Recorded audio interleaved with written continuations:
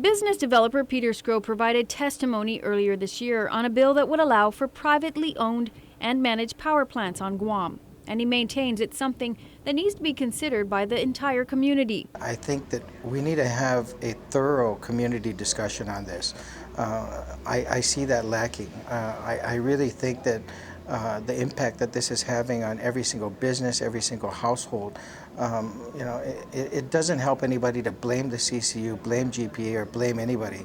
I consider this a crisis, and other countries are taking active measures to mitigate the adverse impacts that it's having on their economies. Crude oil this morning was selling at just under $130 a barrel, and that's expected to climb even higher. And it's because of that, Sgro says lawmakers would have to move quickly on this proposal.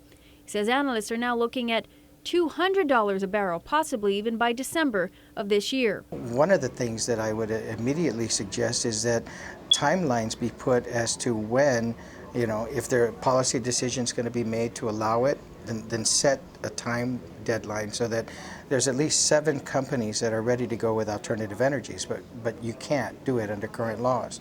Or if we're going to follow GPA and go with their integrated resource plan, I just think that we need to expedite the process. He says no matter what alternative source of power is selected, it'll take at least 2 years just for the permitting and possibly 6 years total to build the alternate energy source. That means 6 years of reliance on oil. That's not to mention the $5 million which will be needed for the initial investment.